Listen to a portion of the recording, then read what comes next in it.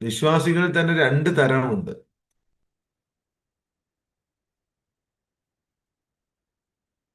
അതിലൊരു വിഭാഗം എന്ന് പറയുന്നത് വളരെ അന്ധമായ വിശ്വാസമുള്ള ആളുകളാണ്. സങ്കല്പവും വികല്പവും കൂടിക്കലർന്ന, എന്തിനേയും ഏതിനേയും ഭയക്കുന്ന പൂർണ്ണമായ ഒരു അന്ധമായ വിശ്വാസമുള്ളവർ.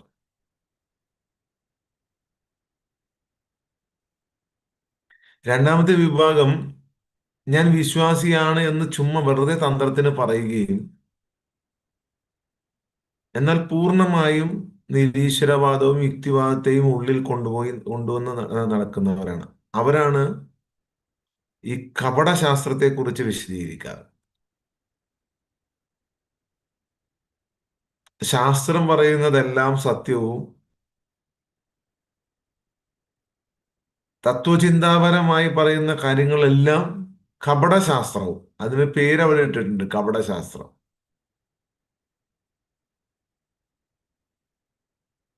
ഈ പറയുന്ന ആളുകളെല്ലാം എല്ലാം എല്ലാം അതിലുള്ളതാണ്. പൂർണ്ണമായും വിശ്വാസത്തെ തള്ളി പറയുന്നവരുണ്ട്, അവരുടെ കാര്യമല്ല. അവര് പെർഫെക്റ്റ് ആണ്. പക്ഷേ ഞാനൊരു വിശ്വാസിയൊക്കെ തന്നെയാണ്, എന്നെ സൃഷ്ടിച്ച ഒരു ദൈവത്തിൽ എനിക്കൊരു വിശ്വാസം ഉണ്ട് എന്ന് പറഞ്ഞിട്ട് കാര്യങ്ങളെ വിശദീകരിക്കുന്ന ചില ആളുകളുണ്ട്. അത് ഞാൻ നിങ്ങളുടെ കൂടെയാണ് എന്ന് പറഞ്ഞ് മനുഷ്യനെ തെറ്റിദ്ധരിപ്പിക്കുന്ന ഒരു വിഭാഗം. സത്യത്തിൽ അവരുടെ ഉള്ളില് ഒരു രീതിയിലുള്ള വിശ്വാസം ഉണ്ടാവില്ല. അത് അവരുടെ സംഭാഷണങ്ങളിലും അവര് ശാസ്ത്രത്തെ മാത്രം എടുത്ത് അഭ്യാസം കളിക്കുന്ന കാണുമ്പോൾ മനസ്സിലാവും. ഒരിക്കലും കാരണം അവര് കംപ്ലീറ്റ്ലി ശരീരത്തെ ബേസ് ചെയ്തിട്ടാണ് അവരുടെ കാര്യങ്ങളെല്ലാം ഉണ്ടാവുന്നത്. അവരാണ് ആധുനിക യുഗത്തിലെ കപടവിശ്വാസികൾ. ഇവിടെ നമ്മൾ ഒരു തുടക്കക്കാരുടെ പഠനമല്ല നമ്മൾ പഠിക്കുന്നത്.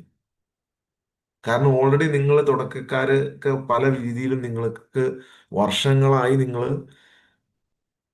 തുടക്കക്കാരുടെ ഒരു പഠനം ഈ വിഷയങ്ങളിൽ നിങ്ങൾ നടത്തിയിട്ടുണ്ട്. എല്ലാവരും എന്തെങ്കിലും ചെറിയ രീതിയിലെങ്കിലും.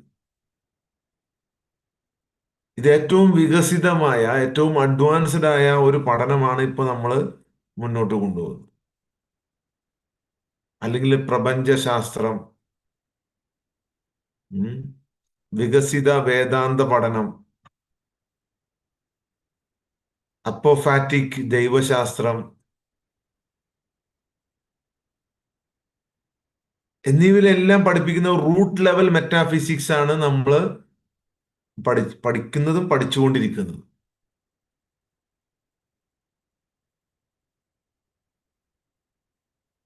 അതായത് ഒരു ആഴത്തിലുള്ള തത്വമീമാംസ പഠനം. ഇത് ഇഷ്ടമുള്ളവർക്ക് ഫോളോ ചെയ്യാവുന്നതാണ്. ഇതിൽ യാതൊരുവിധ നിർബന്ധങ്ങളുമില്ല. നമ്മള് സിംബോളിക് ആയിട്ടാണ് ഇതൊരു ലാസ്റ്റ് ബസ്സാണ് എന്ന് പറയുന്നത്. ഇനി ഒരുപാട് ലാസ്റ്റ് ബസ്സുകൾ വരാൻ, ഇഷ്ടമുള്ള ലാസ്റ്റ് ബസ്സിൽ കയറിക്കോ, ആർക്കും ഒരു പ്രശ്നമില്ല. അത് മനുഷ്യനെ ഒരിക്കലും ഭയപ്പെടുത്താനല്ല, അവരുടെ അവസരത്തെക്കുറിച്ച് ബോധ്യപ്പെടുത്താൻ വേണ്ടിയിട്ടാണ്. ഒരിക്കലും നമ്മൾ ഒരാളെ ഭയപ്പെടുത്തുന്നതല്ല, അവരുടെ അവസരത്തെക്കുറിച്ച് ബോധ്യപ്പെടുത്തുന്നതാണ്. This is your chance.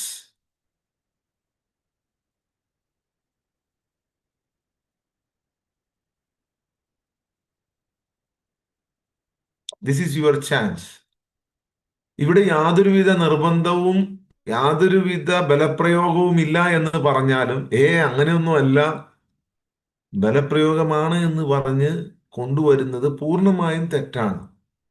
ഈ വഴിയിൽ സഞ്ചരിച്ചിട്ടുള്ള ആരും ബലപ്രയോഗത്തിലൂടെ ആരെയും കൊണ്ടുവന്നിട്ടില്ല എന്നുള്ളതാണ് സത്യം. പക്ഷെ ഇവർ കേട്ടിട്ടുള്ള കഥകളില് യുദ്ധം ചെയ്തും ബലപ്രയോഗത്തിലൂടെയും സത്യത്തെ മനസ്സിലാക്കി കൊടുത്തു എന്നാണ് എല്ലാ ധർമ്മങ്ങളുടെയും തെറ്റായ വായനയിലൂടെ മനുഷ്യൻ പഠിച്ചിട്ടുള്ളത്. ഈ അഭൗതികമായ ശക്തിയെക്കുറിച്ചുള്ള പഠനത്തിൽ, അത് ദൈവം, ഈശ്വരൻ, കർത്താവ്, അള്ളാഹു എന്ന് വ്യത്യസ്ത പേരുകളിലാണ് അതിനെ വിളിക്കുന്നത്. ഇതിനെക്കുറിച്ച് പഠിപ്പിച്ച ആരും തന്നെ ബലപ്രയോഗത്തിലൂടെ ഒരാളെ പോലും കൊണ്ടുവന്നിട്ടില്ല, കൊണ്ടുവരാൻ കഴിയുകയുമില്ല എന്നുള്ളതാണ് സത്യം. അത് ഒരു താൽക്കാലികമായ ഒരു മാറ്റം മാത്രമാണ്. ആ മാറ്റമാണ് ലോകം മുഴുവൻ അങ്ങോട്ട് മാറി ഇങ്ങോട്ട് മാറി എന്ന് പറഞ്ഞ് നടന്നുകൊണ്ടിരിക്കുന്നത്. ഇതൊരു മാറേണ്ട സംഭവമല്ല. ഏതെങ്കിലും ഒരു ധർമ്മത്തിന്റെ കുത്തകയുമല്ല. ഏതെങ്കിലും വ്യക്തിയുടെ കുത്തകയുമല്ല. ഇത് സ്വയം ആയി തീരേണ്ട ഒരവസ്ഥയാണ്. എന്താണ് സൃഷ്ടിക്കും മുമ്പുള്ള ബോധം? അതിനെ അറിയുന്നതാണ് സത്യം. ദൈവം ഈ ലോകം സൃഷ്ടിച്ചതാണോ എന്ന് ചോദിക്കുന്ന ഒരുപാട് ആളുകളുണ്ട്. അവരോട് പറയാനുള്ള first discover what exist before the thought world. എനിക്ക് പറയാനുള്ള അതാണ്. ലോകം ദൈവം സൃഷ്ടിച്ചതാണോ എന്ന് ചോദിക്കുന്നവരോട്, ഈ ലോകം എന്ന ചിന്ത ഒരു ചിന്തയാണ്, തോട്ടാണത്. ലോകം ആ അത് എക്സിസ്റ്റ് ആകുന്നതിന് മുമ്പ് ഉണ്ടായിരുന്നത് എന്താണ്? ആ ചിന്ത വരുന്നതിന് മുമ്പ്, ലോകം എന്ന ചിന്ത വരുന്നതിന് മുമ്പ് ഉണ്ടായിരുന്നത് എന്താ? What exist before the thought world. ലോകം എന്ന ചിന്ത അതൊരു ചിന്തയാണ്, അതൊരു സൃഷ്ടിയാണ്.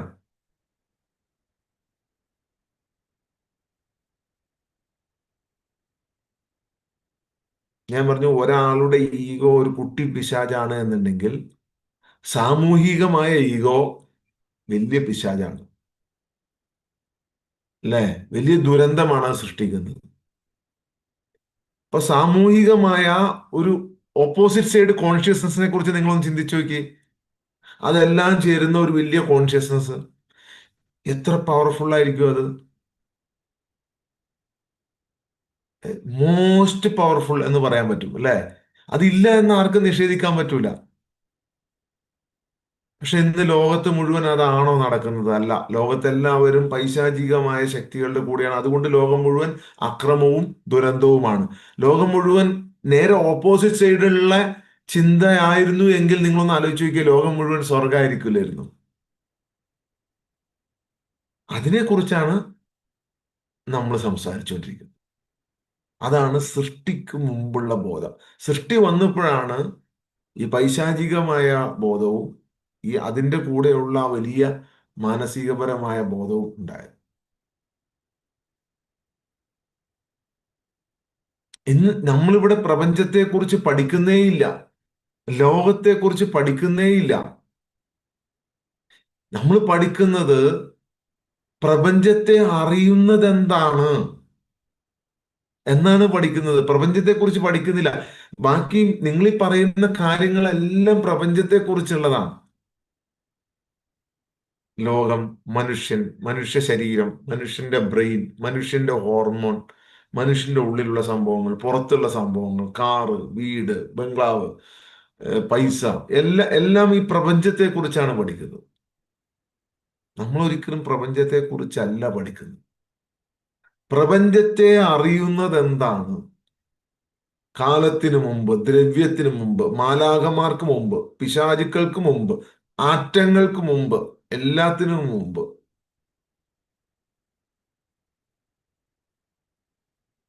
അതെന്തായിരുന്നു എന്ന് അറിയുകയാണ്.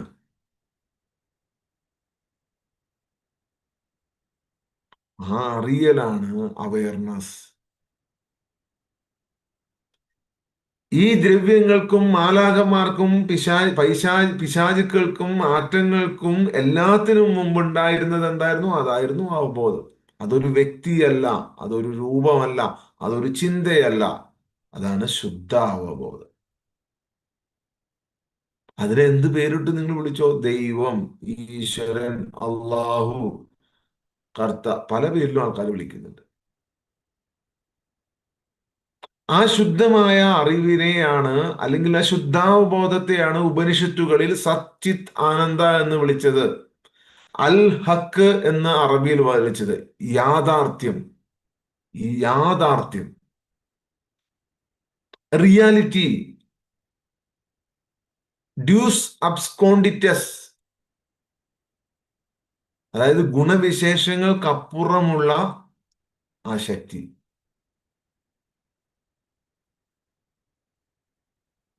ഗുണവിശേഷങ്ങൾക്കപ്പുറം. ഗുണവിശേഷങ്ങൾ പറയാൻ പറ്റില്ല അതിന്.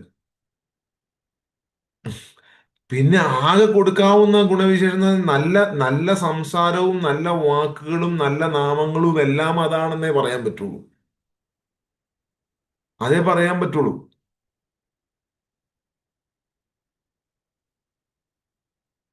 അപ്പോ നിങ്ങൾ ശരീരത്തിനുള്ളിൽ നിന്നുകൊണ്ട് ഉള്ള ചോദ്യങ്ങളിലേക്കല്ല ഇനി പോകേണ്ടത്. If you want to grow, നിങ്ങളുടെ ആത്മ വളർച്ചയാണ് നിങ്ങൾ ആഗ്രഹിക്കുന്നതെന്നുണ്ടെങ്കിൽ, അസത്യം നിങ്ങളാണ് എന്ന വഴിയിലേട്ട് നിങ്ങൾ ചിന്തിക്കാൻ തുടങ്ങണം.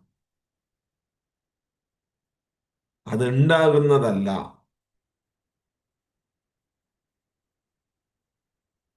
ശരീരത്തിന്റെ ഉള്ളിൽ നിന്ന് ചിന്തിക്കുമ്പോഴാണ് എനിക്കത് വേണം. ഞാൻ പറഞ്ഞില്ലേ കഴിഞ്ഞ ദിവസം, പഞ്ചേന്ദ്രിയങ്ങളുടെ ആഗ്രഹമാണത്. കുതിര, കടിഞ്ഞാണില്ലാത്ത കുതിരയാണ്. ഞാൻ വലിയൊരു ആത്മീയ ഗുരുവായി മാറണം, അല്ലെങ്കിൽ ഞാൻ വലിയൊരു ആത്മീയനായി മാറണം. അതിനുവേണ്ടി പല കോലവും കെട്ടി നോക്കും, പല രൂപവും പല അങ്ങനൊന്നും ഉണ്ടാവില്ല. അത് ഉണ്ടാവുകയല്ല, അത് ഉള്ളിലുണ്ട്. അത് തിരിച്ചറിയാത്ത ആൾക്ക് ഒരിക്കലും തിരിച്ചറിയാൻ പറ്റൂല എന്നുള്ളതാണ് സത്യം.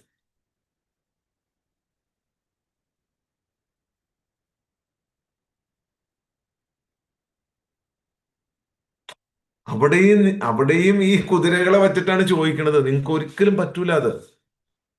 നിങ്ങൾ ആ ശരീരബോധത്തിൽ നിന്നും പുറത്തു വരാൻ സാധിക്കാതെ, അതിനൊരു ടൈമുണ്ട്. അല്ലെങ്കിൽ നിങ്ങളെ ശരീരബോധത്തിൽ നിന്ന് എങ്ങനെയാണ് പുറത്തു വരിക? ശരീരബോധത്തിൽ നിന്ന് പുറത്തു വരാൻ കഴിയുക എങ്ങനെയാണ്?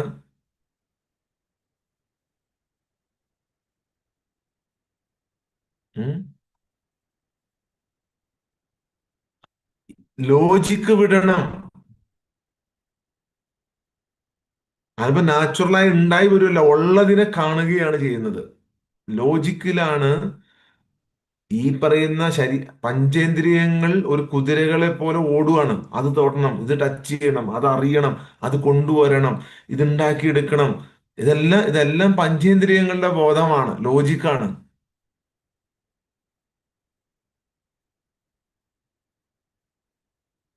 ആ ലോജിക്ക് വെച്ചുകൊണ്ടിരുന്നാൽ അതാണ് ലോജിക്ക് വിടണമെന്ന് പറഞ്ഞത്. അല്ലാതെ നിങ്ങളുടെ ബുദ്ധി മരവിപ്പിച്ച് ഇല്ലാതെ ലോജിക്ക് ഇല്ലാതാക്കണം എന്നല്ല. ഈ ഈ മനുഷ്യ ശരീരത്തിലുള്ള ഈ പഞ്ചേന്ദ്രിയങ്ങളുടെ ഉള്ളിലുള്ള ലോജിക്ക് കൊണ്ട് അതിനെ നിങ്ങൾക്ക് അറിയാൻ പറ്റൂല. അപ്പൊ മാത്രമേ ഉള്ളിട്ട് ഈ ബോധം ഓട്ടോമാറ്റിക് ആയിട്ട് ഇറങ്ങി വരുള്ളൂ. അത് ഉള്ളിലുള്ളതാണ്, അല്ലാതെ ഉണ്ടാക്കിയെടുക്കുന്നതല്ല.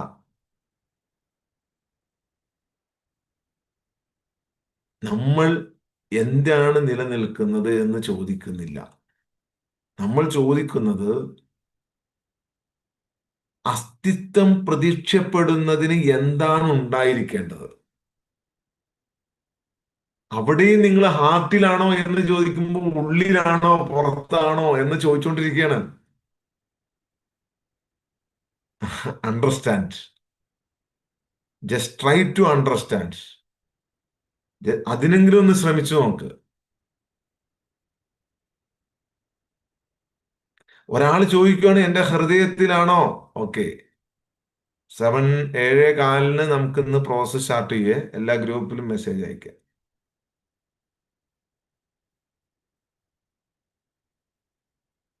ഈ ലോജിക്കാണ് ചോദിക്കുന്നത്, ഹാർട്ടിലാണോ?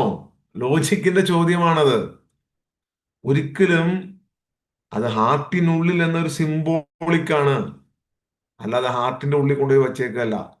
ഈ പ്രപഞ്ചം മുഴുവൻ നിറഞ്ഞു നിൽക്കുന്നതാണ്. ഹാർട്ട് എന്ന് പറയുന്നത് സിംബോളിക്കാണ്. ഹാർട്ട് നമ്മുടെ ശരീരത്തിന്റെ വെച്ചിട്ട് ഒരാൾക്ക് ഏറ്റവും താഴെ തട്ടിലുള്ള ഒരാൾക്ക് മനസ്സിലാകാൻ വേണ്ടി പറയുന്നതാണ് ഹാർട്ട് എന്ന്. ഏറ്റവും താഴെ LKG ക്ലാസ്സിൽ പഠിക്കുന്ന ഒരാളോട് പറയുന്നതാണ് ഹാർട്ടിനുള്ളിൽ നിന്ന്. അതിനെ എടുത്തു വെച്ചിട്ട് ഹൃദയത്തിന്റെ ഉള്ളിൽ കയറി ഇരിക്കുകയാണോ എന്ന് ചോദിച്ചു കഴിഞ്ഞാൽ നിങ്ങൾ ആരും LKG സ്റ്റുഡൻസ് അല്ല. പക്ഷേ ഈ പറയുന്ന യുക്തിയിൽ നിന്ന് ചിന്തിക്കുന്ന ഒരാൾ LKG സ്റ്റുഡന്റ് ആണ്. ആ, ഈ, ഓ, ആ, അമ്മ, ആ, അച്ഛൻ,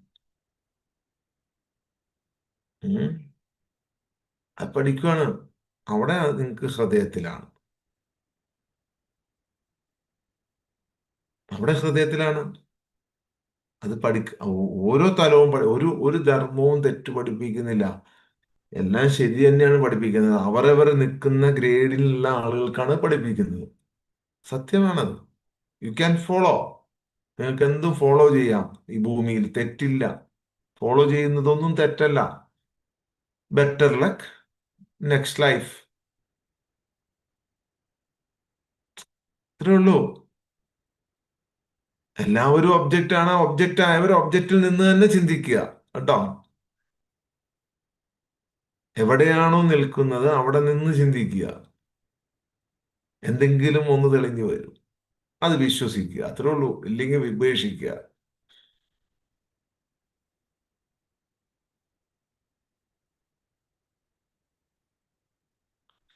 ഇവിടെ അനുമാനങ്ങളാണ് നയിച്ചുകൊണ്ടിരിക്കുന്നത്. ബോധം എന്നത് തലച്ചോറാണ് ഉൽപ്പാദിപ്പിക്കുന്നത്. ദൈവം ഒരു പ്രത്യേക അസ്തിത്വമാണ്. ദൈവം എവിടെയോ ഇരിക്കുകയാണ്. സൃഷ്ടി എന്ന് പറയുന്നത് പൂർണ്ണമായും ഉറച്ചതാണ്. ഇത് എവിടെയും നഷ്ടപ്പെടുന്നില്ല. ഐഡന്റിറ്റി വ്യക്തിപരമാണ്. ഇതെല്ലാം അനുമാനങ്ങളാണ്. ഇതെല്ലാം അനുമാനങ്ങളാണ്. എവിടെ നിന്ന് എങ്ങോട്ട് കണക്ട് ചെയ്യുന്നു എന്ന് പറയാൻ കഴിയാത്ത വെറും അനുമാനം. ബോധം തലച്ചോറാണ് ഉൽപ്പാദിപ്പിക്കുന്നതെന്ന് ശാസ്ത്രത്തിന്റെ ഒരു അനുമാനം മാത്രമാണ്. അല്ലാതെ ബോധത്തെ ആർക്കെങ്കിലും കാണിച്ചു തരാൻ പറ്റുമോ? ദൈവത്തെ കാണിച്ചു കൊടുക്കാൻ പറ്റാത്ത പോലെ തന്നെ ബോധത്തെയും കാണിച്ചു കൊടുക്കാൻ പറ്റൂല. ഒരാളുടെ മനസ്സിലുണ്ടാകുന്ന ചിന്തകളെയും ബോധത്തെയും ആർക്കൊക്കെ ഇങ്ങനെ സിനിമ സ്ക്രീനിൽ കാണിക്കും പോലെ കാണിക്കാൻ പറ്റുമോ? അത് കാണിച്ചു തരാനാണ് നിങ്ങൾ പറഞ്ഞത്. എല്ലാം ഒബ്ജക്റ്റീവ് അല്ലേന്ന് വെച്ച് കഴിഞ്ഞാൽ അതെങ്ങനെ ഒന്ന് കാണിച്ചു തന്നിരുന്ന ഒബ്ജക്റ്റീവ് ആണെങ്കിൽ. ഇനി മതവിശ്വാസികൾ പറയുന്നതാണ് ദൈവം ഒരു പ്രത്യേക അസ്തിത്വമാണെന്നുണ്ടെങ്കിൽ അതൊന്ന് കാണിച്ചു തന്നെ. അതും നടക്കൂല. രണ്ടും നടക്കൂല. ഈ രണ്ടും നടക്കൂല എന്ന് പറയുന്നതാണ് നമ്മുടെ പ്രത്യേകത. രണ്ടും നടക്കില്ല. ഇനി സൃഷ്ടി ഉറച്ചതാണെന്ന് പറഞ്ഞെങ്കിൽ ഹോമോസാപ്പിയൻസിൽ അതായത് മനുഷ്യനിൽ തന്നെ എത്ര വിഭാഗം, ഹോമോ എറിക്ടസ്, ഹോമോസാപ്പിയൻസ്, അങ്ങനെ എത്ര എണ്ണം വന്നു പോയിട്ടുണ്ട്. അവരൊക്കെ സൃഷ്ടി ഉറച്ചതായിരുന്നോ? മനുഷ്യ കുലത്തിൽ തന്നെ എന്തെല്ലാം വന്നു പോയിട്ടുണ്ട്. അപ്പൊ സൃഷ്ടി ഉറച്ചതല്ല. ഐഡന്റിറ്റി, നിങ്ങളുടെ ഐഡന്റിറ്റി നിങ്ങൾക്ക് സ്വന്തമാണെങ്കിൽ എന്നാൽ മരിക്കുമ്പോഴും ആ ഐഡന്റിറ്റി കൊണ്ട് പോകണം. എങ്ങോട്ട് പോവാൻ? ഇതൊന്നുമല്ല.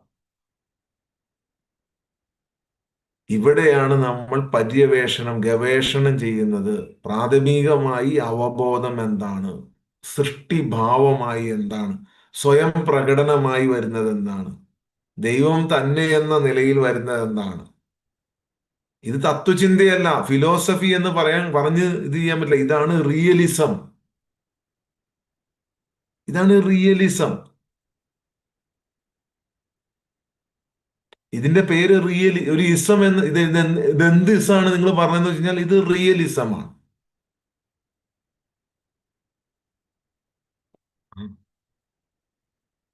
റിയലിസമാണ്.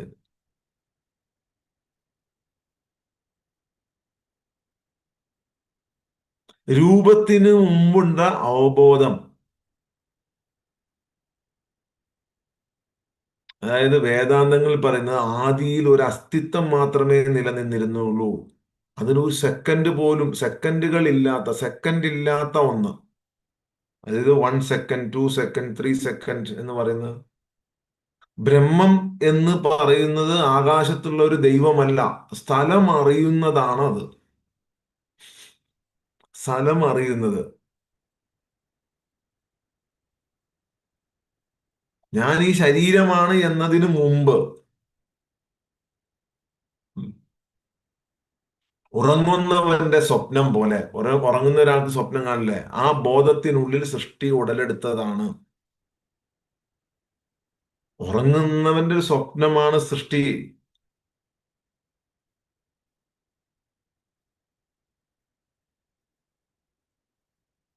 ഞാൻ ഈ ശരീരമാണ് എന്നതിന് മുമ്പ് ഞാൻ ആകുന്നു എന്നേ ഉള്ളൂ.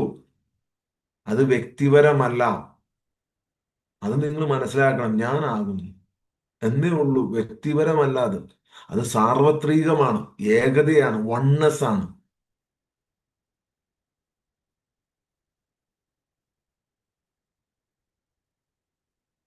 ദൈവം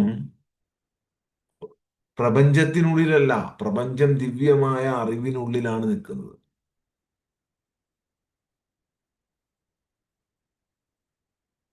സ്വയം വെളിപ്പെടുത്തൽ ആണ് സൃഷ്ടി. സ്വയം വെളിപ്പെടുത്തൽ, തജല്ലി,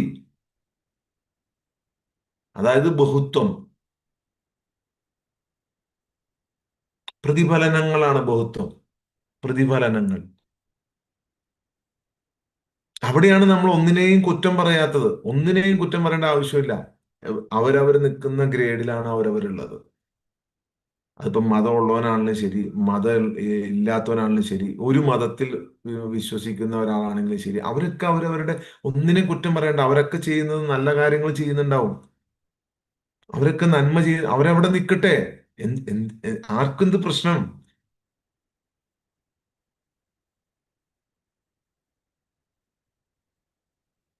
ആരെയും നമ്മൾ എതിർക്കുന്നില്ല. ഈ വഴി എതിർപ്പിന്റെ വഴിയല്ല. നമ്മൾ ആർക്കെങ്കിലും എതിരെ മുദ്രാവാക്യം വിളിക്കുന്നുണ്ടോ? ഇല്ല, ഒരിക്കലും ഇല്ല. അത് അവർക്ക് അവരുടെ വഴിയാണത്. അതല്ല, അത് ഈ ഈ ഈ ഒരു മാർഗത്തിൽ അതാണ് സത്യം. ഏകത്വം എന്നാൽ, വണ്ണസ് എന്നാൽ ഉറവിടമാണ്. ഒരു വ്യത്യസ്ത കളറുള്ള വ്യത്യസ്ത കളറുള്ള ഒരു കണ്ണാടിയിലൂടെ വെളിച്ചം കടന്നു പോകുമ്പോൾ വ്യത്യസ്ത കളർ വരൂലേ? വെളിച്ചം ഒന്നാണ്, അത്രേ ഉള്ളൂ. അതുകൊണ്ട് തന്നെ നമുക്ക് ആരോടും എതിർപ്പില്ല. ഈ വഴി അത്തരത്തിലുള്ള ഒരു വഴിയാണ്. ഒരു ഒരു കണ്ണാടി ഇങ്ങനെ വച്ചിട്ട് ഒരു പ്രകാശം ഇങ്ങനെ അടിച്ചു കഴിഞ്ഞാൽ അത് പുറത്തേട്ട് വരുമ്പോൾ വ്യത്യസ്ത കളറായിട്ട് വരും. വെളിച്ചം ഒന്ന് തന്നെയാണ്. ആ വെളിച്ചത്തെ അറിയുമ്പോഴാണ് ഇതൊരൊറ്റ വെളിച്ചമാണ് എന്ന് മനസ്സിലാവുള്ളൂ. അതുവരെ ഞാൻ മഞ്ഞ, ഞാൻ ചുവപ്പ്, ഞാൻ പച്ച, ഞാൻ നീല, ഞാൻ കറുപ്പ്, ഞാന് കറുപ്പ് വിട്ടേക്ക്, ഞാന് വെള്ള, ആ, ഞാൻ ആ കളറ്, ഈ കളറ്, മറ്റേ കളറ്, മറിച്ച കളർ,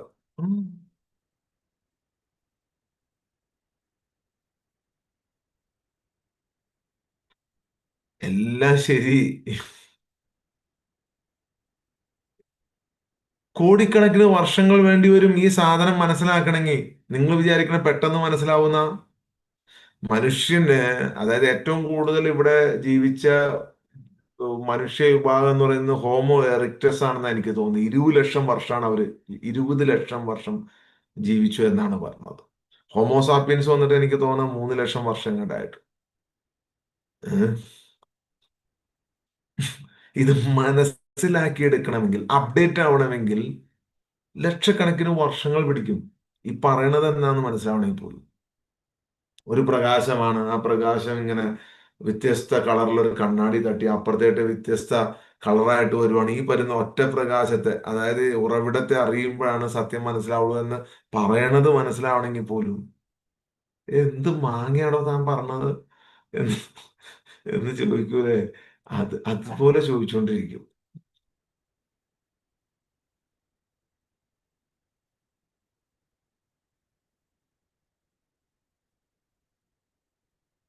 അതാണ് തജല്ലി.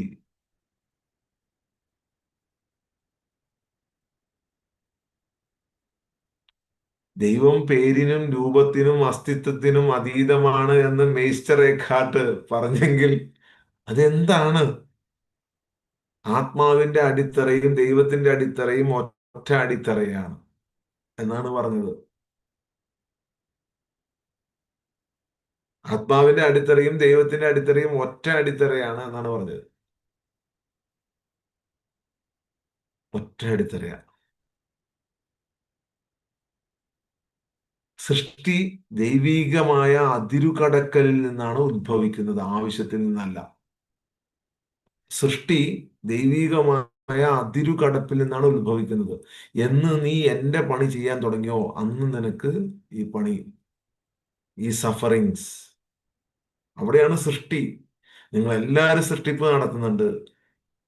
മക്കളെ, നിങ്ങളുടെ മനസ്സിൽ നിന്ന് ചിന്തകളെ, അത് അസൂയയാവാം, കുശുമ്പാവാം, പകയാകാം, നല്ലതാകാം. അതോടൊപ്പം നന്മയുണ്ടാവും, തിന്മയുണ്ടാവും. ഞാൻ പറഞ്ഞില്ലേ, നിങ്ങൾ കഴിക്കുന്ന ആപ്പിൾ നന്മ തിന്മകളുടെ ആപ്പിളാണ്.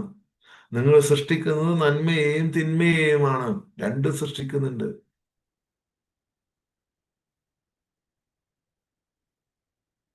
രണ്ടും സൃഷ്ടിച്ചുകൊണ്ടിരിക്കുകയാണ്. അത് സൃഷ്ടി ഒരിക്കലും ആവശ്യത്തിൽ നിന്നല്ല ഉത്ഭവിക്കുന്നത്, അതിര് കടക്കലിൽ നിന്നാണ്. അത് എത്രത്തോളം സൃഷ്ടിക്കാൻ കഴിയുമോ അത്രത്തോളം മനുഷ്യൻ സൃഷ്ടിക്കും.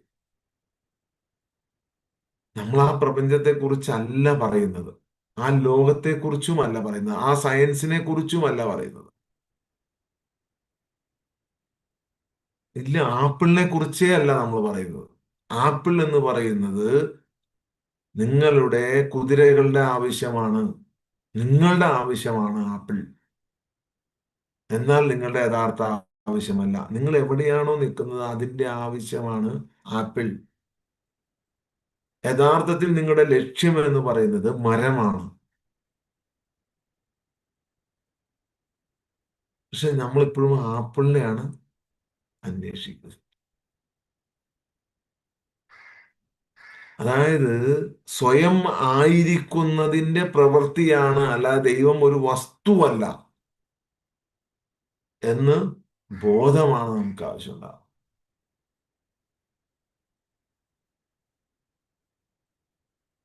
അതായത് സൈക്കോളജിക്കലി നിങ്ങൾ ശ്രദ്ധിച്ചാലും, സൈക്കോളജിക്കലി ഹീലിംഗ് പരമായും ഇതിന് വലിയ പ്രത്യാഘാതങ്ങൾ ഉണ്ടാവും. ഇനി ആധുനികമായ സൈക്കോളജി തലത്തിലേക്ക് കൊണ്ടുവരുവാണെങ്കിൽ, ബോധം പ്രാഥമികമാണെങ്കിൽ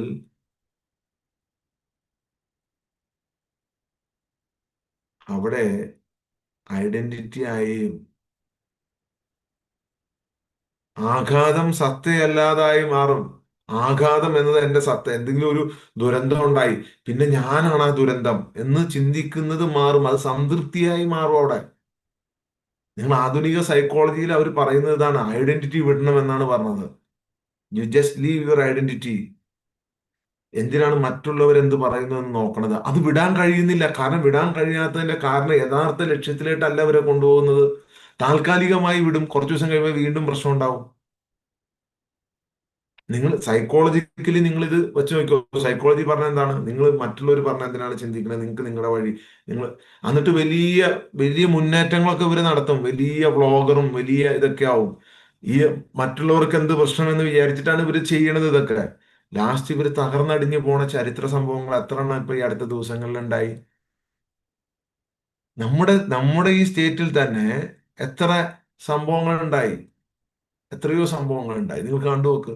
മറ്റുള്ളവർക്ക് എന്ത് പ്രശ്നം, ആരെന്ത് നോക്കിയാലും എനിക്ക് വിഷയമല്ല എന്ന് വിചാരിച്ച് ചില കാര്യങ്ങൾ ചെയ്യാണ്. അത് അവർക്ക് കിട്ടിയിരിക്കുന്ന സെഷൻ അങ്ങനെയാണ്.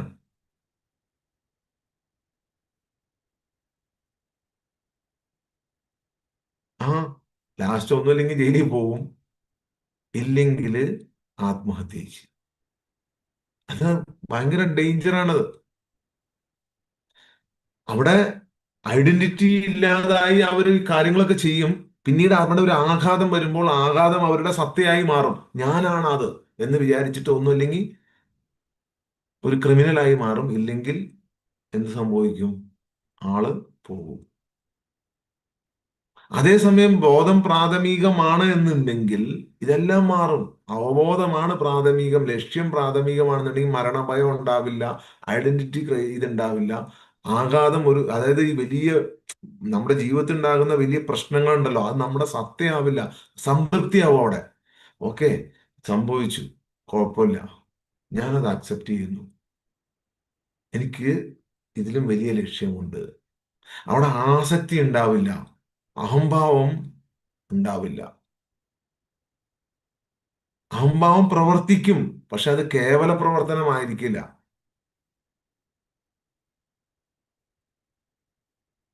കേവലം അവിടെ ഇതാണ് രോഗശാന്തിയുടെ അടിത്തറ, ഹീലിംഗിന്റെ അടിത്തറ. നമുക്കിപ്പോ നമ്മളീ പോകുന്ന വഴിയിൽ ആർക്കെങ്കിലുമൊക്കെ അത്ഭുതങ്ങൾ സംഭവിക്കുന്നുണ്ട് എന്നുണ്ടെങ്കിൽ സംഭവിക്കുന്നത് അതാണ്. സൈക്കോളജിക്കലി ഇതിനെ വിശദീകരിക്കാൻ പറഞ്ഞാൽ ഇവിടെ ഐഡന്റിറ്റി ഇല്ലാതാവുകയാണ്, ആയിരിക്കുകയാണ്. ആ ജീവിതത്തിൽ സംഭവിക്കുന്ന ഒരു ആഘാതവും, ഒരു ഒരു ഒരു ഒരു ഒരു നമ്മുടെ ജീവിതത്തിൽ വരുന്ന ഒരു ബുദ്ധിമുട്ടും നമ്മുടെ സത്തയല്ല എന്ന് മനസ്സിലാവുകയാണ്. ഒരു ബുദ്ധിമുട്ട്, അപ്പൊ നമ്മൾ സംതൃപ്തി ഉണ്ടാവുകയാണ്. സംതൃപ്തി, എല്ലാം ന്യൂട്രാകുന്നില്ല, അഹംഭാവം പ്രവർത്തനക്ഷമമാവുകയാണ്. അല്ലാതെ കേവലമല്ലാതെ പ്രവർത്തനക്ഷമമാവുകയാണ് അവിടെ, ഇല്ലാതാകുന്നില്ല. മരണഭയം ദുർബലമാകും, ആസക്തി ഇല്ലാതാകും, അഹംഭാവം പ്രവർത്തനക്ഷമമാകും. അതായത് മനസ്സ് നാച്ചുറലായി വർക്ക് ചെയ്യാറുണ്ട്, എല്ലാം ചെയ്യും.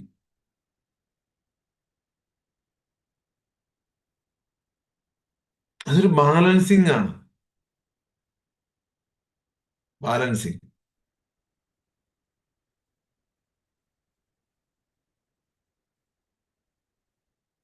വാക്കുകളിൽ നിങ്ങൾ ഉത്തരം പറയരുത്, നിശബ്ദമായി നിങ്ങളുടെ ചിന്തകളിൽ ശ്രദ്ധിക്കുക. നിശബ്ദം, ഇതിന് പ്രാക്ടീസ് എങ്ങനെ ചെയ്യണം എന്ന് വെച്ച് കഴിഞ്ഞാൽ, നിങ്ങളുടെ സംവേദനങ്ങൾ, നിങ്ങൾ കേൾക്കുന്ന കേൾവി, ശ്വസിക്കുന്ന ശ്വാസം, ഇതെല്ലാം നിങ്ങൾ കേൾക്കുക, ഇതെല്ലാം കാണുക, ഇതെല്ലാം ഇത് നിങ്ങൾ നിരീക്ഷിക്കുക, ചിന്തകളെ നിരീക്ഷിക്കുക. എന്നിട്ട് നിങ്ങൾ വാക്കുകളിൽ പറയാതെ നിശബ്ദമായിട്ട് ചോദിക്കണം, എന്താണ് ഇതിനെക്കുറിച്ച് അറിയുന്നത്, എന്താണ് ഇതിന്റെ സത്യം. വാക്കുകളിൽ പറയാതെ നിശബ്ദമായി ചിന്തിക്കുക. വാക്കുകളിൽ ഉത്തരം പറയരുത്, ശ്രദ്ധിക്കുന്നതിൽ വിശ്രമിക്കുക. നിങ്ങൾ അതിനകത്ത് ഇങ്ങനെ ഡീപ്പായിട്ട് അപ്പൊ നിങ്ങൾക്ക് മനസ്സിലാവും, ചിന്തയ്ക്ക് മുമ്പേ തന്നെ ആ ശ്രദ്ധ നിലനിന്നിരുന്നു എന്ന് മനസ്സിലാവും. ഈ ചിന്ത ഉണ്ടാകുന്നതിന് മുമ്പ് തന്നെ അതിന് മുകളിൽ എന്താണ് നമ്മൾ പഠിക്കുന്നത്, എന്താണ്, എല്ലാം മൈൻഡ് പവറാണ് അല്ലെ. എപ്പോഴും ഞാൻ പറയാറുണ്ട്, power of your sub conscious mind, conscious mind, unconscious mind, body body power, എല്ലാം നമ്മൾ ആ ഒരു ബോഡി പവർ എങ്ങനെയാണ് ഉണ്ടാക്കുക, മനസ്സിന് ശക്തിയുണ്ട്, ഈ ശരീരത്തിന് ശക്തി ഉണ്ടാവും. അപ്പൊ അതിന്റെ മുകളിൽ നമ്മൾ അവിടം വരെയാണ് അപ്ഡേഷൻ നടന്നിട്ടുള്ളത്. അതിന്റെ മുകളിലുള്ള ആ ഫോക്കസ്, ചിന്തയ്ക്ക് മുമ്പേ തന്നെ ആ ഒരു ശ്രദ്ധ എന്ന് പറയുന്ന ഒരു സംഭവമുണ്ട്. അത് ശ്രദ്ധ, അതെന്താണ്? അവിടെ നിങ്ങൾ ചോദ്യങ്ങൾ സ്വയം വാഗ്ദാനം ചെയ്യുക. ഓർമ്മയേക്കാൾ പഴയതായി തോന്നുന്നത് എന്താണ്? നിങ്ങൾ ചിന്തിച്ചു നോക്കുക, ഓർമ്മയേക്കാൾ പഴയതായി നിങ്ങൾക്ക് എന്താണ് തോന്നുന്നത്? നിങ്ങൾ സ്വയം ചിന്തിച്ചു നോക്കുക, അല്ല വേറെ ആര്. നിങ്ങൾ സ്വയം ചോദ്യങ്ങൾ നിങ്ങൾ സ്വയം വാഗ്ദാനം ചെയ്യുക. ഓർമ്മയേക്കാൾ പഴയതായി തോന്നുന്നത് എന്താണ്? അവബോധം ശരീരത്തിലാണോ അതോ ശരീരം അവബോധത്തിലാണോ? ബോധത്തെ നിരീക്ഷിക്കാൻ കഴിയും. ഒരു ചിന്തയും വിശ്വസിക്കപ്പെടാത്തപ്പോൾ എന്താണ് അവശേഷിക്കുന്നത്? Just watch it. ഒരു ചിന്തയും അവശേഷിക്കപ്പെടാതിരിക്കുമ്പോൾ, ഒരു ചിന്തയും നിങ്ങളുടെ മനസ്സിൽ ആ ചപ്പ് ചവറുകൾ ഒന്നും ഇല്ലാതിരിക്കുമ്പോൾ എന്താണ് ലാസ്റ്റ് അവശേഷിക്കുന്നത്? Just watch it. You can feel അതെന്താണ് എന്ന് മനസ്സിലാവും. എന്താണ് ആ ഫോക്കസ്? അത് നിങ്ങൾക്ക് ഓരോരുത്തർക്കും, ആ സാധാരണ ഒരു മനുഷ്യന് വരെ അത് മനസ്സിലാവും. ഒരു ചിന്തയും അതായത് ഒരു ലോജിക്കും വിശ്വസിക്കപ്പെടാതിരിക്കുന്ന സമയത്ത് എന്താണ് അവശേഷിക്കുന്നത്? ജസ്റ്റ് നിങ്ങൾ അതിനെക്കുറിച്ച് മാത്രം ഒന്ന് ചിന്തിച്ചു നോക്കുക. ഇതൊരു സിദ്ധാന്തമല്ല. ഞാൻ വീണ്ടും പറയുന്നു പ്രിയപ്പെട്ടവരെ, ഇതൊരിക്കലും ഒരു സിദ്ധാന്തമല്ല.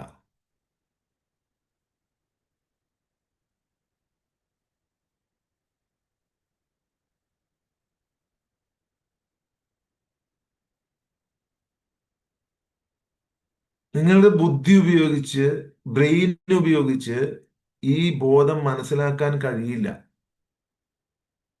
സിദ്ധാന്തമാണെങ്കിലേ ബുദ്ധി ബോധം ഉപയോഗിച്ച് മനസ്സിലാക്കാൻ പറ്റുള്ളൂ. ഇത് തിരിച്ചറിയാൻ നിങ്ങൾക്ക് നിശ്ചലമാകാൻ മാത്രമേ കഴിയൂ. ഇത് ഒരുപാട് മാർഗങ്ങൾ മനുഷ്യൻ പരീക്ഷിച്ചിട്ടുണ്ട് ഇത് തിരിച്ചറിയാൻ വേണ്ടി. ഒരുപാട് വാഗ്വാദങ്ങൾ നടത്തിയിട്ടുണ്ട്, ഒരുപാട് ഗവേഷണങ്ങൾ നടത്തിയിട്ടുണ്ട്, ഒരുപാട് പരസ്പര ഖണ്ഡന മുണ്ടനങ്ങൾ നടത്തിയിട്ടുണ്ട്. ഒന്നും നടക്കൂല. ഒ- ഒരുപാട് വഴികൾ പരീക്ഷിച്ചിട്ടുണ്ട്. നട്ടെല്ലിന് താഴെ നിന്ന് തുടങ്ങി തലയുടെ മുകളിൽ വരെ കൊണ്ടുവന്ന് അങ്ങനെ പലതും പരീക്ഷിച്ചിട്ടുണ്ട്. ശ്വാസം ഇങ്ങനെ അടക്കി പിടിച്ചിരുന്നിട്ടുണ്ട്, ശ്വാസം ദീർഘമായി എടുത്തിട്ടുണ്ട്, ശ്വാസത്തിലേക്ക് മാത്രം കോൺസെൻട്രേറ്റ്, ഒത്തിരി വഴികൾ ചെയ്തിട്ടുണ്ട്.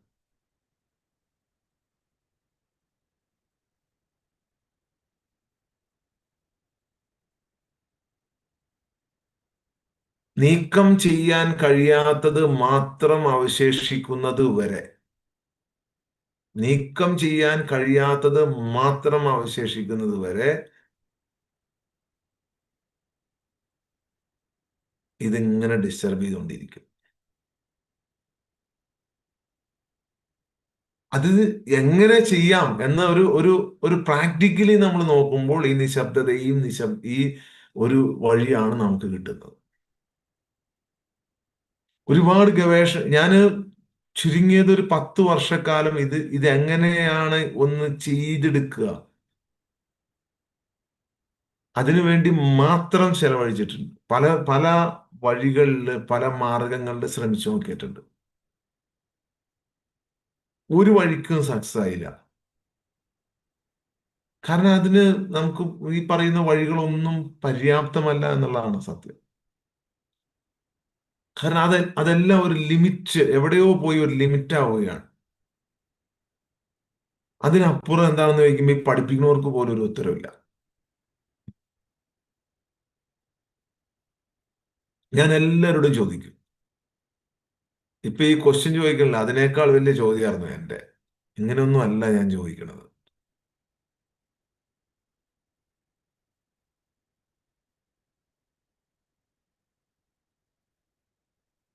അങ്ങനെ മനസ്സിലായി ഇത് നാച്ചുറലായി നമ്മൾ സ്വയം അറിയുന്ന ഒരവസ്ഥയാണ്, അനുഭവിക്കുന്ന ഒരവസ്ഥയാണ്. ആ വഴിയിലൂടെ മാത്രമേ മുന്നോട്ട് പോകാൻ പറ്റുള്ളൂ. അല്ലാതെ ക്ലാസ്സിലൂടെയോ അല്ലെങ്കിൽ ഏതെങ്കിലും ഒരു പ്രോസസ്സിലൂടെയോ മനസ്സിലാവാൻ പറ്റൂല. നൂറായിരം ചോദ്യങ്ങൾ, ഒരു ചോദ്യത്തിന് പുറകിൽ ഒരു ചോദ്യമായി നമുക്ക് വന്നുകൊണ്ടിരിക്കും. അപ്പൊ ഇതിനുള്ള ഏക മാർഗം എന്ന് പറയുന്നത് ബോധമാണ്. എനിക്ക് ഇതിനകത്ത് പല ചോദ്യങ്ങളും വരുമ്പോ എനിക്ക് എനിക്ക് ഭയങ്കര സന്തോഷമാണ് വരിക. കാരണം എന്താണെന്നറിയോ, ഈ ചോദ്യങ്ങളും ഇതിനപ്പുറമുള്ള ചോദ്യങ്ങളും എത്രയോ തവണ ഞാൻ ചോദിച്ചിരിക്കും.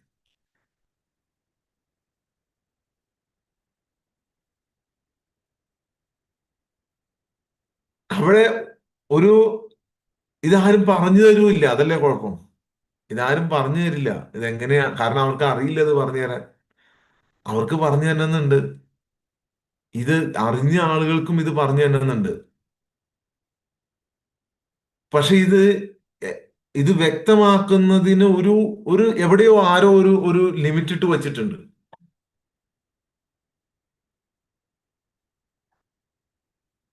ഇപ്പോൾ അത് വെളിപ്പെടുത്താനായിട്ടില്ല. അത് വെളിപ്പെടുത്തേണ്ടത് അതിങ്ങനെ സ്വയം വെളിപ്പെടേണ്ടതാണ് എന്നുള്ള ഒരു ബോധത്തിലൂടെ. കാരണം ഈ വഴിയിലൂടെ കടന്നുപോയ ആരും അത്ര ഓപ്പണായി ഇത് എന്ത് എന്ന് പറയാൻ തയ്യാറായിട്ടില്ല.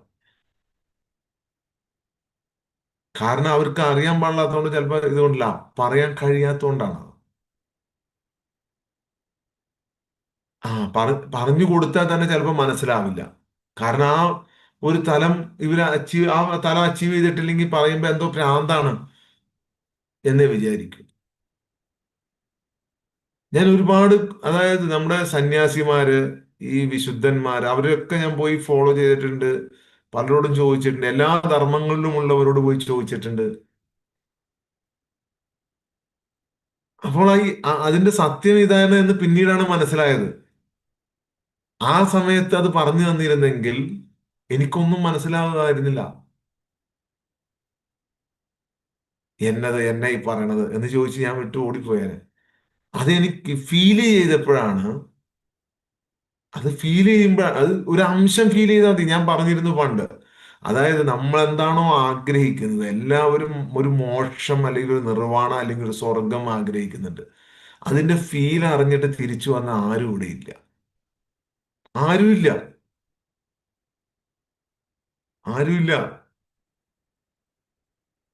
ആ ഫീൽ അറിഞ്ഞവന് മാത്രമേ അത് അറിയാൻ പറ്റുള്ളൂ. അത് അറിഞ്ഞവർ ഇവിടെ ഇരിക്കുന്നുണ്ട്.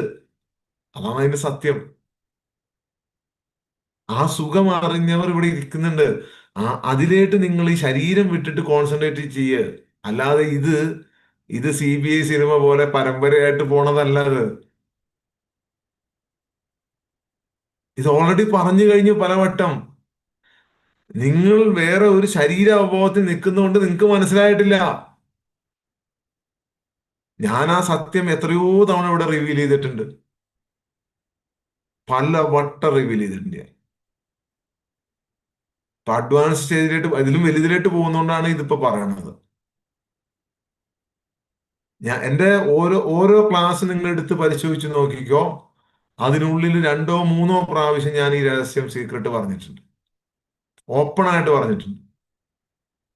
ഇതാണ് ഇതിന്റെ സത്യം, ഇതാണ് ഇതിന്റെ സത്യം എന്ന് അതിനുശേഷം ഞാൻ പറയാറുണ്ട്.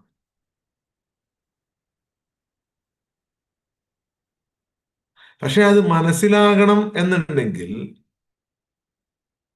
ആ ബോധത്തിൽ നിന്ന് പുറത്തു വരണം. ഇത് ഫീൽ ചെയ്യാൻ പറ്റണം ഒരു ശകലമെങ്കിലും. ഈ സമാധാനത്തിന്റെ ഒരംശമെങ്കിലും നമുക്ക് ഫീൽ ചെയ്യാൻ പറ്റണം. ഏത് സമാധാനത്തിന്റെ? ഇത്രയും നാളും അനുഭവിച്ച സമാധാനമല്ല. എന്തിനു വേണ്ടിയാണ്, എന്താണ് റിയൽ? റിയൽ ആയിട്ടുള്ള സമാധാനത്തിന്റെ ഒരു ഒരു 0.00000001%. എത്ര സീറോടാവും അത്ര ഇട്ടു. അതെങ്കിലും നിങ്ങൾക്ക് ഫീൽ ചെയ്യാൻ പറ്റണം. അപ്പോൾ മനസ്സിലാവുള്ളൂ എന്തിനു വേണ്ടിയാണ് ഞാൻ പരിശ്രമിച്ചുകൊണ്ടിരിക്കുന്നത്. ഈ പറയുന്ന കാറും വീടും മക്കളും സമ്പത്തും ഇതിനൊന്നുമല്ല, വേറൊരു സാധനത്തിനാണ്.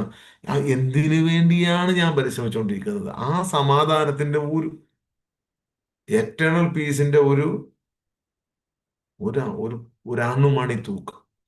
അത്രേ പറയാൻ പറ്റുള്ളൂ. അതിനപ്പുറം അനുഭവിച്ചിട്ടില്ല ആരും. ആ അനുഭവത്തിലേക്ക് എത്രത്തോളം കൂടുതൽ പോകാൻ കഴിയുമോ, അതാണ് ഗവേഷണം നടത്തേണ്ടത്.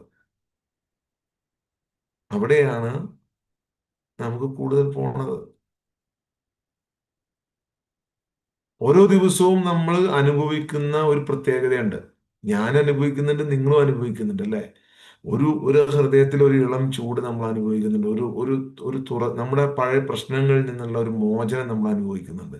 നമുക്കൊരു ഒരിക്കലും കിട്ടാത്തൊരു മനസമാധാനം കിട്ടുന്നുണ്ട്. ആ മനസമാധാനത്തിന്റെ ഹൈ എൻഡ് വേർഷനാണ് സ്വർഗം. അല്ലാതെ എന്താ സ്വർഗത്തെ കുറിച്ച് പറഞ്ഞത്? നിങ്ങൾ ചിന്തിച്ചു നോക്കുക, അവിടെ നിങ്ങൾക്ക് ഒന്നിനും മടുപ്പില്ല. ഒരു അതായത് ഒന്നും ഭക്ഷണം കഴിച്ച് ഇവിടെ ഈ കുറെ കഴിയുമ്പോ ഭക്ഷണം മടുക്കണ ആ പരിപാടി ഇല്ല. ഒന്നുമില്ല. എന്ന് പറഞ്ഞാൽ ഇഷ്ടം പോലെ പാലും തേനും കുടിച്ചാലും നിങ്ങൾക്ക് അത് പിന്നെ മടുക്കില്ല എന്ന് പറഞ്ഞു കഴിഞ്ഞാൽ വേറൊരു സംഭവമാണത്. അത് എറ്റേണൽ പീസ് ആണ് അത്. ഒന്നും മടുക്കാത്തൊരവസ്ഥ. എല്ലാത്തിനെയും ആവശ്യത്തിന് ആസ്വദിക്കാൻ കഴിയുന്ന ഒരവസ്ഥ. Hangover ഇല്ലാത്തൊരവസ്ഥ.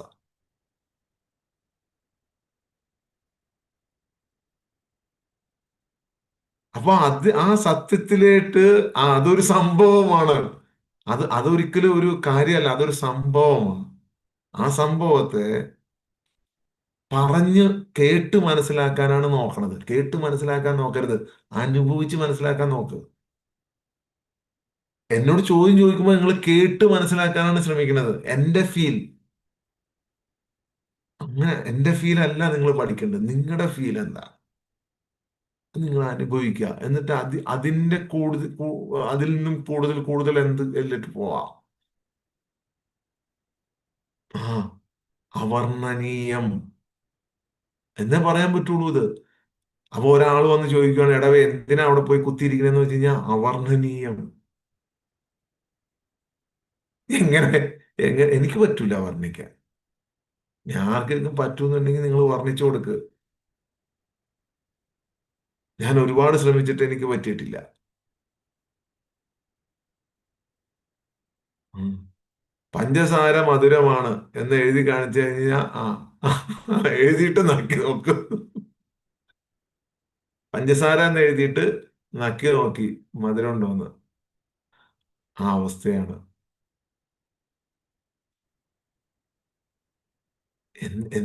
അതായത് ഈ വട്ടം അനുഭവിച്ചവരും ഇത് അനുഭവിച്ച എത്രയോ ആളുകൾ നല്ല സുന്ദരമായി ഇവിടുന്ന് കഴിഞ്ഞുപോയി. എന്തുകൊണ്ട് നമുക്ക് പറ്റില്ല? നമുക്കും പറ്റും. എത്ര എത്ര ഈ സുന്ദരമായി ജീവിതത്തെ ഡിസൈൻ ചെയ്യാൻ നമുക്ക് പറ്റും. സുന്ദരമായി ജീവിതത്തെ ഡിസൈൻ ചെയ്യാൻ പറ്റും. എന്തെല്ലാം പ്രതിസന്ധിയിൽ നിൽക്കുവാണെങ്കിലും, എന്തെല്ലാം ബുദ്ധിമുട്ടിൽ നിങ്ങൾ നിൽക്കുവാണെങ്കിലും, നിങ്ങളുടെ ലക്ഷ്യം നിങ്ങൾ കണ്ടെത്തി അതിലേക്ക് നിങ്ങൾ ചൂട് വെച്ചാൽ ബാക്കിയുള്ളതൊന്നും നിങ്ങൾക്ക് പ്രശ്നമാവില്ല. ജസ്റ്റ് ട്രൈ ഫോർ ഇറ്റ്, അതെനിക്ക് പറയാനുള്ളൂ. ഒന്ന് ശ്രമിച്ചെങ്കിലും